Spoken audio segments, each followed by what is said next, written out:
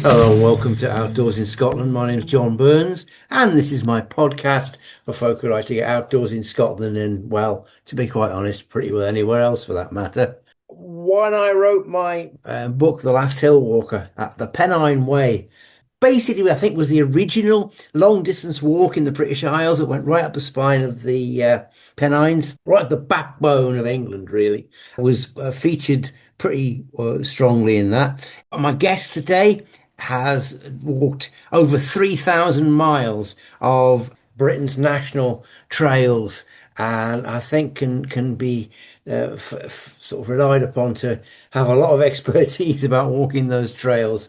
He has just published a book, The Coast is Our Compass, about his walk along the King Charles III England coast path, which I'm sure we'd all like to hear about. I really want to talk about to him about his experiences. He describes himself having 40 years as a multinational technology executive. I think he put his shoes on and started walking, which seems to me to be a really good idea, to be honest. So I think he's probably the better person to tell you about all this than me. So I'll just introduce you to Martyn Howe. Hi, Martyn. How are you? Yeah, I'm very well, John. Thank you. Yeah, great, great. Now, tell us a bit about the King Charles III England Coast Path, because I think it opens this year. Is that right? Yes, well, it's another national trail. So you mentioned that I've walked 3,000 miles of the first 19 national trails, which includes the four in Scotland, or the original long distance or designated routes. The New England Coast Path, as it was called when it started, is about another 3,000. So it's about 6,000 in total. And they're also opening another one, the Coast to Coast, this year. But it's a continual coast path around the coast of England, which was renamed for the coronation, the King Charles III England Coast Path. And it's pretty much complete. There's just a couple of sections now, Morecambe Bay and a few other things which they've got to do, but they're expected a sort of grand opening this year of the path, and it will be the world's longest managed coastal path. Oh, wow. 2,700 miles, something like that. Oh, wow. Quite a fair step then. Quite a long way. I was a bit flippant, really, saying you're a multinational technology executive, but your life has transformed, I think, since then. What attracts you to walking these great long, I think the Americans call it through hiking, don't they? Well, I got bored with the corporate world and I started doing freelance work. Yeah, there were gaps in the contract and I said, what am I going to do with those? So I started walking. Unfortunately, it got a little bit addictive. So that was the national trails, and I continue to walk. And then that's led to me becoming an author, and it's leading me to meet a lot of really interesting people. There's something about walking long distance that gets under your skin, and I'm learning quite a lot about nature, the environment, society, industry, art, many other things, and it's just become completely addictive, to be honest. Yeah, tell us about the art side of it. What's attracted to that? Because I think one of the things about walking is you get to see things, a lot of things that you wouldn't normally see, and maybe that's what the sort of art side of it. Where does that come from then? Well, what I found is that you can come across public art in the most remote of places, and the artist is talking about something. It might be coastal erosion, it might be, something to do a societal issue, it may be something to do with the birds or nature loss or these sorts of things. But quite often they're quite philosophical, and I found that you walk past them, you didn't immediately interpret them, but they sort of stuck in your head like a brainworm, and they worked their way, and something came out of it. And I found that by looking at the art on the coast, it really got you to look at the landscape and the society through a different lens. And I found that opened my eyes, to be honest. Right. And are there any particular installations that really impressed you? Well, I give an example on the East Coast. Now, the East Coast is very different from the West Coast. And the main difference is that it's really the sunrise that dominates, not the sunset necessarily. And there was a piece of work by Adam Brigland to cut out on a piece of plywood, you are the dawn after my dark. And Oh, I thought, oh, what's all that about then? And the idea was that the sun would rise and shine through the holes in the plywood with this message. And I thought, well, why do people chase sunsets? Is it the romance of a sunset? Why are people are not interested in a sunrise? What is it about a sunrise? Isn't it more optimistic to have an announcement to a day rather than an announcement to the night? We don't say carpe noctem, do we? We say carpe diem, seize the day. And this worked around in my brain. I later found out that it was a commentary on the pandemic, really right. meaning that there was some hope after the pandemic, and that was the dark, and the sunrise was the dawning of a new day. Right, right. I mean, obviously, I think the pandemic has had a huge impact on everyone, but particularly on the outdoors, really, because I think there's been an explosion of folk walking and camping ever since the pandemic sort of put enormous restrictions on it. So tell us about your new book, The Coast is Our Compass. Well, first of all, it's an interesting title. What made you choose that title? Well, I think it embodies, quite a lot. My first book, which was Tales from the Big Trails, Oh, which was yeah. Uh-huh. 19 national trails, was really about where I went, who I met, what I saw. The, Yeah. the second book is very much about, what it feels like, what it Yeah. means, and why it matters. And I'm using a sort of metaphor there that, the coast is something that can guide us. Mm. And I originally it was called The Coast is My Compass, but I was speaking to somebody who said, why don't you call it The Coast is Our Compass? In the sense that the blue space of the coastline is a zone or a public space, in fact, Yeah. the largest public space in the UK, where people go, for their well-being. It might be mental or physical well-being, but it has a particularly powerful ability to transform. And this is where the title came from. So, what I explore in the book is the transformative power of the coastline, having immersed myself in it for, several months. Yeah. And what are the highlights for you of the King Charles Coast Path? What really sticks in your mind about them? Well, how wonderfully diverse and interesting, and particularly the juxtaposition between nature and industry. So I learned a lot about how those things sit together. For example, there was zones, areas you walk through which were reserved for wild fowling, which I think you might know is where you shoot birds for Yeah. sport. Yeah. Yeah. That would be right next to a bird reserve where they're trying to conserve Right. the birds. Right. And Okay. I sort of say, well, no, that doesn't sound right. There's something wrong there. But I later found out that the wildfowl associations are also heavily into conservation. So it's actually known as the British Association of, I think, Sport and Conservation. So those two things went Right. together. And then I learned that Peter Scott, who's probably the world's most famous Uh-huh. conservation, was originally a wildfowler, but he then went on to be hugely influential in terms of saving birds. So Right. it's that juxtaposition, and I think walking through industrial landscape and then turning a corner and hitting the natural world is quite powerful in terms of that sudden change, and it really gets you thinking about how society, lives in nature today. So I explore that in the book. Right. Yeah. So I suppose obviously the coastal path is continuous, so it has to take you through what must at times be industrial landscapes at times. Is that right?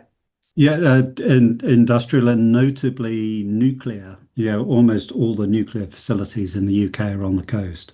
So very, and also though, it must take you to some really remote places where other people wouldn't normally go if there wasn't a trail. Is that assumption Correct. correct as well? Yeah, there's lots of very remote sections. I mean, notably in Scotland, but also in England. There's quite a Yeah. few sections. I think I'd mentioned the Wash, which you Yeah, may know, which is between Lincolnshire and Norfolk. But right. you walk out on a seawall almost into the sea. It's several miles inland before you can see a building, and it's a mile or so, out to sea before you can see the low tide mark. And walking in that environment, which can be, 10 plus miles without seeing anybody, is quite special, actually. That sounds really, I mean, to be honest, I've never been anywhere near the Wash. Yeah. But it does sound a unique landscape in the UK. Is that right? Yes, it's a man-made landscape. What I really felt when I was walking through it is that there's a certain, nature still exists in the ground underneath. There's a Yeah. certain fecundity, if I can say, use that word. There's a certain, Yeah. sort of life which exists there, and that really sort of seeps through the ground, and you sort of sense it. That if you were to dismantle the seawalls and the sluice gates and the pumps, Right. this would be an incredibly rich ecosystem, which it was, several hundred years ago before it was turned over into agricultural land. Yeah, I mean, I often think that in the British Isles, we don't really have much in the way of what you could describe wilderness anymore. Yeah. But we do have what I like to think of as wildness. And in little corners and little edges of our landscape, wild creatures and nature still survives and still Yeah. exists I mean, if we sort of turned around and walked away, they'd just come back, you know? Did any particular encounters with wildlife or nature itself really stick in your mind after the walk? Oh, many, many. Yeah, what you find about walking is that it's not so much that you are being in nature, but that you become nature. And there was a particular case where I walked with a kestrel for about a mile or so. All right. And I came across the kestrel. There it was, perched on a branch, and it flew away, and I didn't expect to see it again, but it flew down the path and settled. I thought, well, that's unusual. Then I'd arrive, and within 10 meters, it would fly again and then Yeah. settle, and then it would fly again and then settle. And then the two of us were walking, flying down the path together. And that went on for, a good half hour. And, that was quite powerful because you felt you were developing a relationship with this creature and that you were looking into its eyes and he Yeah. was or she was looking into your eyes. And there was a sense of connection. And that was very powerful. Yeah, I think it's how can I put it? And you wouldn't experience something like that if you weren't doing the kind of walking that you've been doing. 'Cause it's something you can't arrange. Nature doesn't turn up when you expect it. From my experience, it's more something you stumble across. I don't know if that Yes. resonates with you at all. Absolutely. Yeah. No, I'd agree with that wholeheartedly. So, you don't go if you don't have any expectations of nature, and particularly if I get to a headland, a particularly good headland, I'll find the lee of a rock, sit there and just, do nothing. And that's when you find nature comes to you. And then that's when you start noticing the porpoises. That's when you start noticing the behavior of the seabirds. That's when you start noticing, the inland birds hopping between the rocks and so on. That's when you start noticing the patterns in the landscape, and your eyes open and you start to see more and more.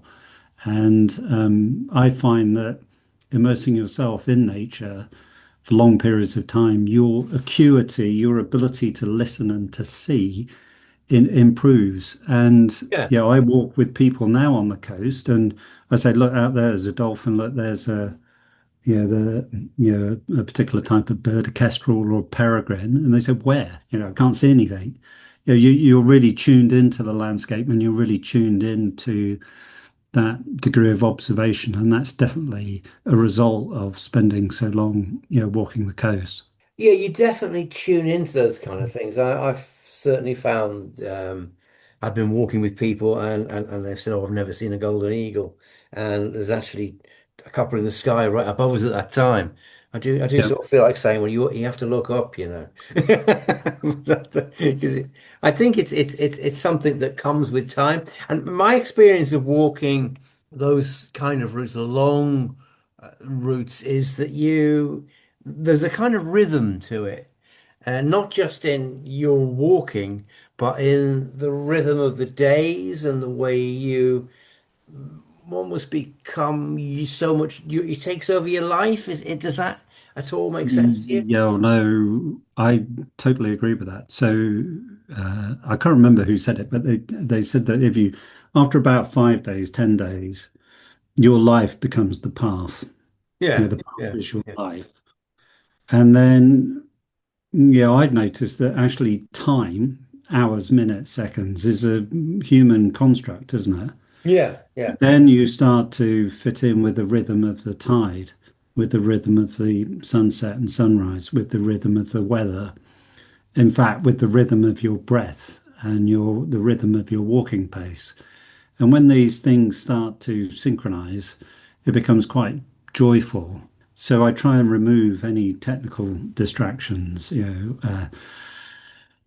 don't put the watch in my backpack. I don't need it. Switch the smartphone into airplane mode. So I just use it for maps and photographs, Yeah, yeah. and try to forget about man's concept of time and try to fit in the nature of time, nature's time.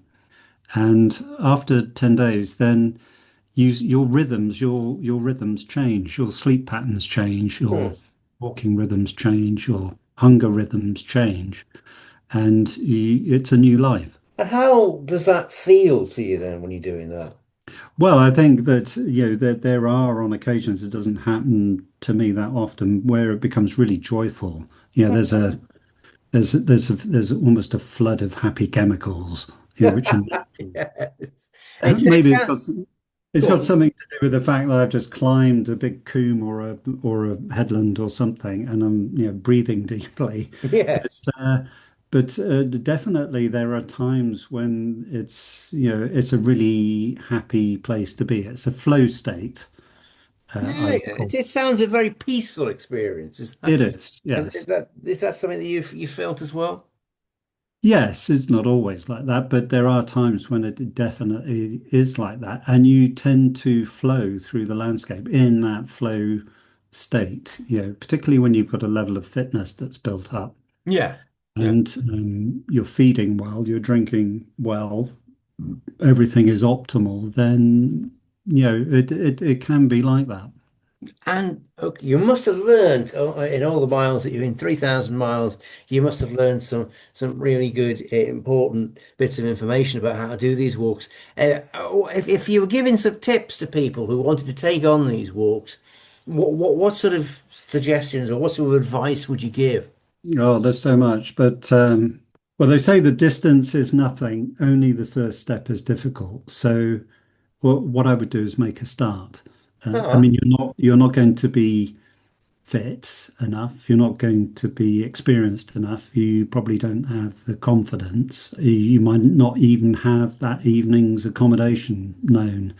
But start and learn and use what you learn and what works for you, and feed it back into what you do. And then after a while, things become easier.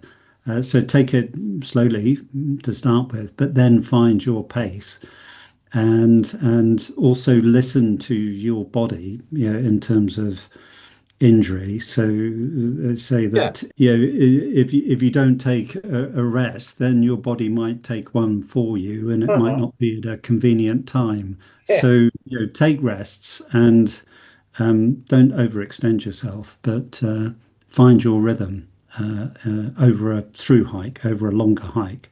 You begin to understand what that is, and then you use it in the next trip. And what about equipment that you take with you? I mean, I guess that you probably have refined what you take down to your absolute essentials now. Is that fair to say? Yes, it's been getting lighter and lighter. When I started walking in the mid 70s, if I can go back that far, there it was, steel framed, backpack, Primus, brass, Oh God. stone, paraffin, cotton tents, and heavy army boots. Oh yes, I remember Now those. I concentrate on, I've spent money on the big four, which are, your shoes, your pack, your sleeping bag, and your tent. Mm, And my tent is it's indestructible. Even though I want a new one, but the one I've got is good enough. right. Sleeping bag's been very good, and then the my pack also is indestructible. The only thing I sort of change regularly is trail shoes, which I'm starting to use much more than boots. Just get the boots out when it's cold and wet now. Yeah, yeah, because most of the, I take it most of the terrain you're walking over, there's a reasonably well-made path. Is that fair most of the time? Yes, particularly the English path, but the experience of walking up in Scotland, It's very different here, yes. I was in boots for the John O'Groats Trail, that's for sure. Yeah, yeah, because that's pretty rough, isn't it, in places? Yeah, well, it's rough, but there's also long road sections, so it's very difficult to stay in one, particular. I was in boots, and that seemed to work, but they were very important in some of the northern sections. Yeah, yeah. That's great. So if we just go back to your book, is it published yet or is it out? Is it available? It's due out on in 8 days' time, on the Oh 19th wow. of Okay. March. So Okay. yeah, it's published by Brat, who you may know are I think they're the world's largest independent travel publisher of guides and Okay. things. Okay. And they've got an imprint called Journey Books, and I'm published through them, and that's their travel literature, narratives, etc. And yeah, it's available through all the usual sources, yeah, Amazon, all the bookshops. Yeah, yeah. And I've been in a process of, doing my publicity campaign at the moment, which is going very well, in fact. Great. And so Great. that's a book that really describes, what it feels like, why it matters, walking the English coast. It's Right. something which they plan to fully open this year. I see. So your book, it's not so much a guide, really. It's a book about the experience of walking, a kind of inspirational thing, is it? Yes, it talks a lot about art. It talks a lot about nature. There's a lot of birds, encounters with birds in it, which I've just spoken Yeah, about. yeah. But also, there's a lot of psychology and philosophy in it. So, my wife is a psychotherapist, and she's been helping me interpret the experience of walking. And there's a lot in there about, which is psychotherapy, grounded in psychotherapy principles or Jungian psychotherapy in particular. And we've had discussions and we wrote down together the 50 ideas. And I've reinterpreted them in the language of a walker and Oh, right. put them back into the book. And I can give Okay. you It some sounds like examples. a very different book in that way, doesn't it? Yeah, I can give you some examples. Yeah, yeah, great. Go ahead. Yeah. So, I mean, just think of the sea and the land. So, the sea can represent the unconscious mind, and the land can represent the conscious mind. And it's actually at the edge between the unconscious and the conscious mind where the interesting stuff happens. And a lot of psychotherapy is based on you as a conscious individual trying to understand your unconscious mind. So there's a parallel there between that psychotherapy and walking a coastline, which is an edge. And an edge is typically where you find out about yourself. You don't find out about yourself by being comfortable. You find out about yourself by going to an edge. So we've been exploring things like that. That's just one of 50 or so idioms which are throughout the book. I think if a therapist, we hope that if a therapist was to read the book, they would recognize the therapeutical principles within it. Right. Well, I think I think we all find release. We all find escape sometimes through walking, but also I think it does put you in touch with yourself, really, because you have to know. what you can do, what you're capable of, and listen to your body and also listen to your mind as well, I think. Yeah, well, there's the famous John Muir quote, isn't there? Is that, I only went out for a walk, but I decided to stay out until sundown because I found that in going out, I was really going in. That's right. That's his famous So, quote. Yeah, yeah. very famous quote from John Muir, who, that's one of many really insightful quotes from him. So, that sort of stuff has worked its way into the book. So it is definitely a journey. It's a pilgrimage. The book is described as a pilgrimage, not in a strictly religious sense, but in the sense of traveling light, being self-reliant, being meeting people on the journey, going from one place to another, and it does mean a pilgrimage in the strictest sense of the word. Well, yeah. I've never really thought about that, but obviously most pilgrimages involved essentially long distance hikes, didn't they? Yes, they do. Yeah, And there must be a reason for that. there Not is. just in the sort of religious sense, but also in the sort of wider spiritual sense, I suppose. Yeah, Well, yeah. it sounds a great book, and I'm sure you've got a lot more walks to do. It's been really great hearing about your experiences, and I'm sure you've got a lot more journeys to go. Thank you, John. It's always a pleasure talking to you. That was great. Thank you very much.